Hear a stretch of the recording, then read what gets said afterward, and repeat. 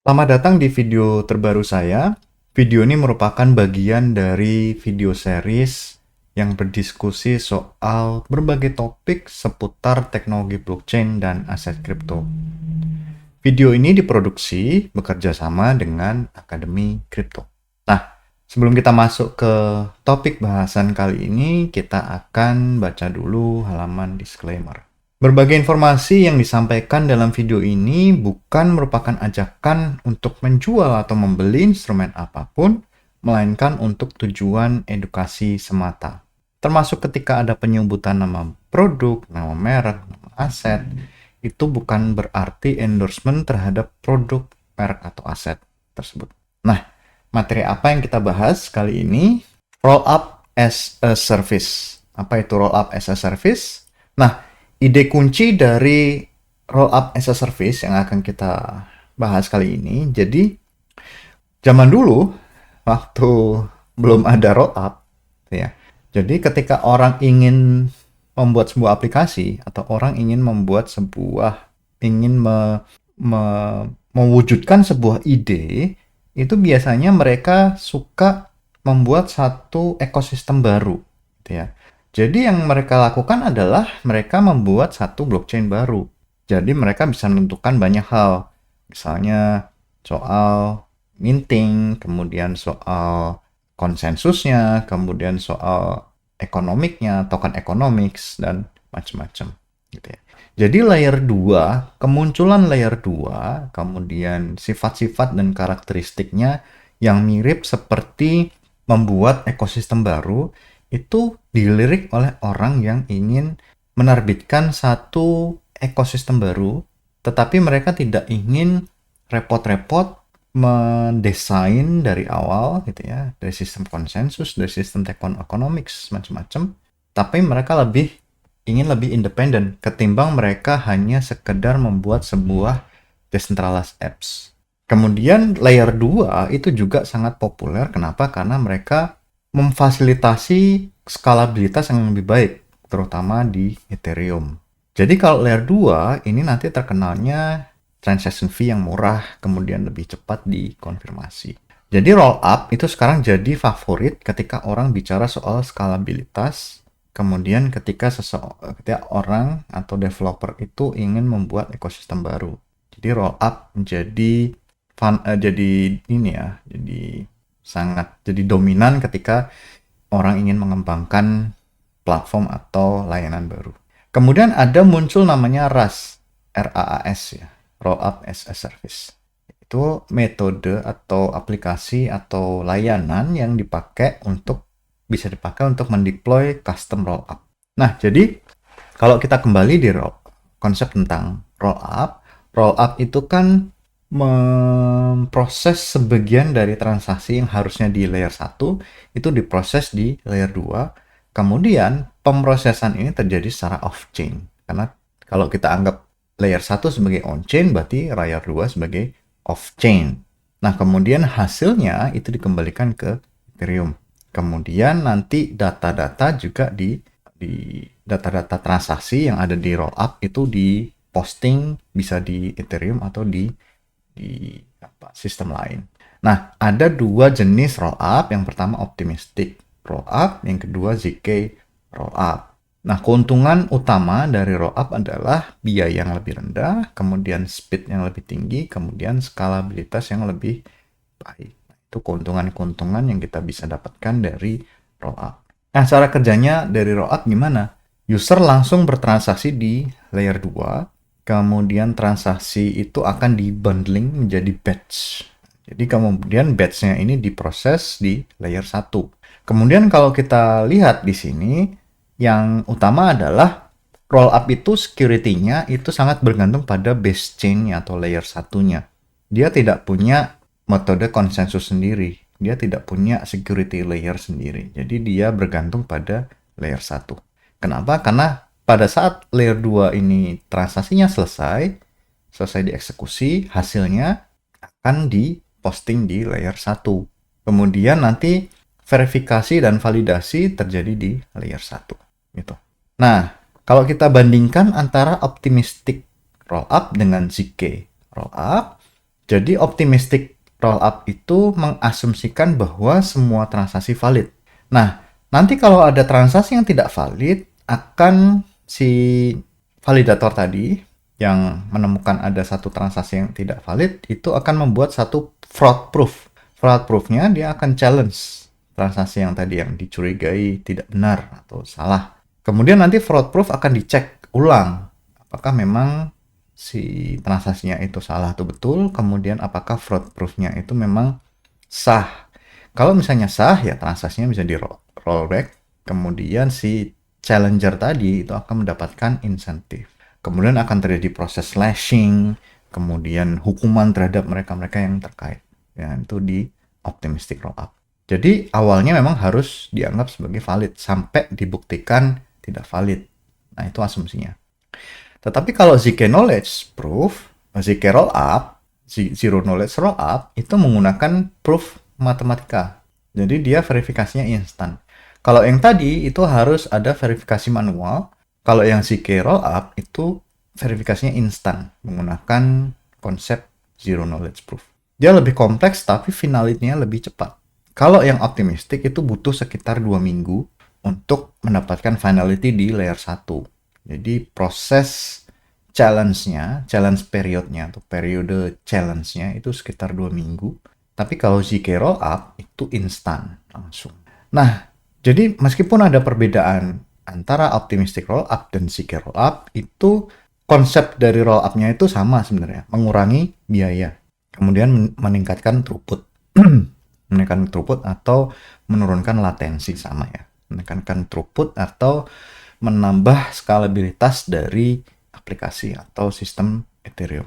Nah, pertanyaannya kenapa menggunakan rollup? Pertama, gas fee. Terutama ketika ada masa-masa yang lagi rame ya. Jadi jaringan lagi rame, itu gas fee-nya bisa sangat tinggi kalau di Ethereum. Nah, kalau di rollup itu bisa sampai 100 kali lebih murah. Jadi kenapa tidak pakai rollup, ya kan? Kemudian konfirmasinya juga lebih cepat. Kalau di Ethereum mungkin butuh menunggu sampai 15 menit, tetapi kalau rollup biasanya instan, gitu ya. Jadi konfirmasinya lebih cepat. Kemudian mendukung di apps dan smart contract. Jadi sama antara layer 1 dan layer 2 sama-sama punya fitur smart contract. Bahkan bahasa atau sistem atau aplikasi yang ditulis di Ethereum itu bisa langsung tinggal di compile kemudian di deploy di layer 2. Jadi tidak perlu menulis ulang. Nah, jadi konsep dari rollup itu adalah scaling, meningkatkan skalabilitas tanpa mengorbankan keamanan security dari Ethereum. Itu konsepnya. Nah, kemudian kita bicara soal RAS. Rollup as a Service itu adalah plug and play rollup, infrastruktur rollup. Terutama mereka yang mau membuat rollup sendiri. Misalnya mau membuat label baru ya, rollup baru. Kemudian mereka mendeploy satu ekosistem rollup yang khusus, misalnya untuk NFT atau untuk DeFi. Jadi mereka tidak perlu membuat infrastruktur sendiri, karena tentu saja rollup sendiri itu butuh infrastruktur. Nah, jadi tools dan servicesnya untuk meluncurkan rollup itu ada di RAS. Jadi one stop service. Nah, artinya tidak perlu engineering terlalu besar, terlalu banyak effortnya. Jadi mirip seperti Shopify ya. Shopify tapi jadi kalau Shopify biasanya untuk toko langsung di-deploy menggunakan Shopify. Tapi kalau RAS mendeploy rollup, layanan rollup. Nah, yang ditawarkan oleh RAS provider apa? Chain setup. Jadi kita bisa memilih mau frameworknya apa, kemudian model konsensusnya seperti apa. Nah, ini untuk yang rollup ya. Kemudian mau pakai data availability service yang mana? Kan banyak pilihan ya. Ada EigenDA, ada yang layer 1, macam-macam. Kemudian bagaimana mengintegrasikan dengan wallet, bridges, dan indexer. Kalau mau tambahin bridges, mau membuat wallet, kemudian ada indexer. Ya, indexer untuk mencari informasi ya. Untuk intelligent transaction.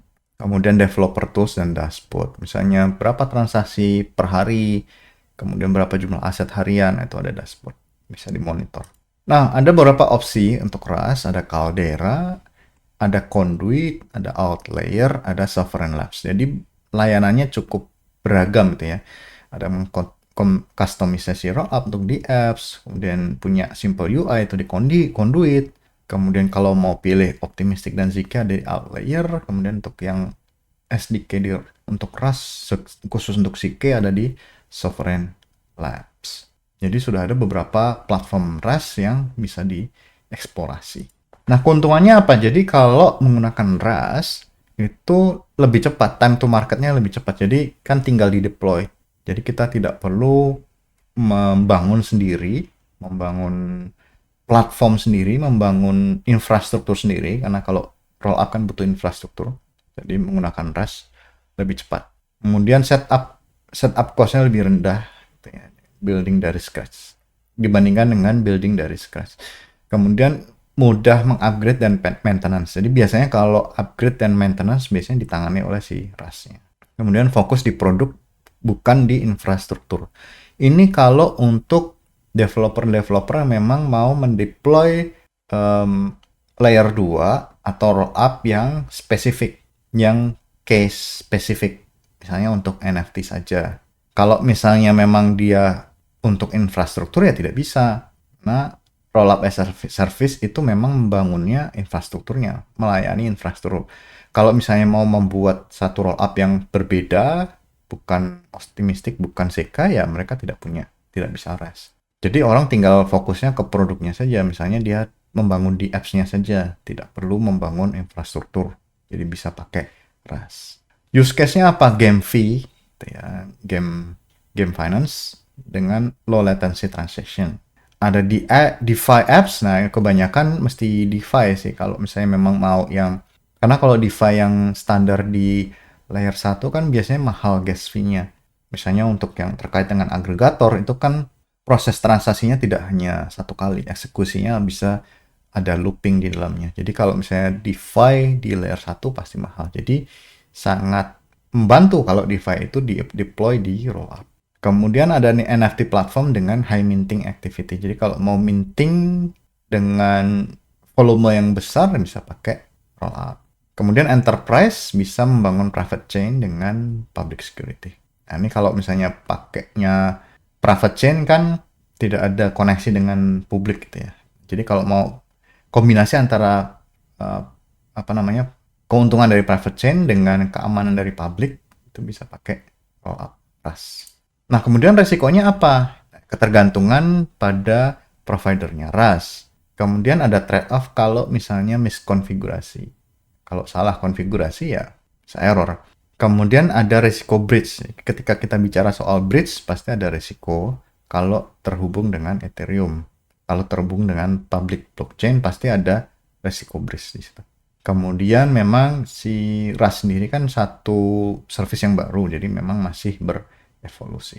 Nah, jadi prediksi masa depannya Rust gimana? Jadi dia diprediksikan bahwa Rust itu bisa semakin populer, makin modular, kemudian pilihannya juga makin banyak, kemudian pilihan tentang data availability layer-nya juga lebih banyak, misalnya EigenDA, Celestia, kemudian rollup interoperability, kalau misalnya bisa saling terhubung atau saling berkomunikasi dengan rollup lainnya.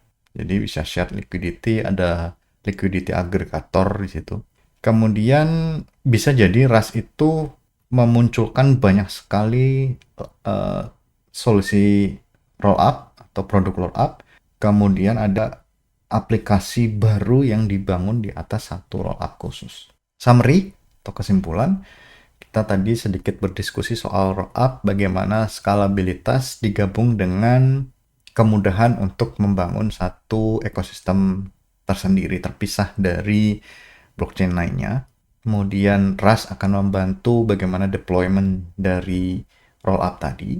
Kemudian ideal untuk project-project yang misalnya DeFi, GameFi, NFT yang mintingnya volumenya tinggi.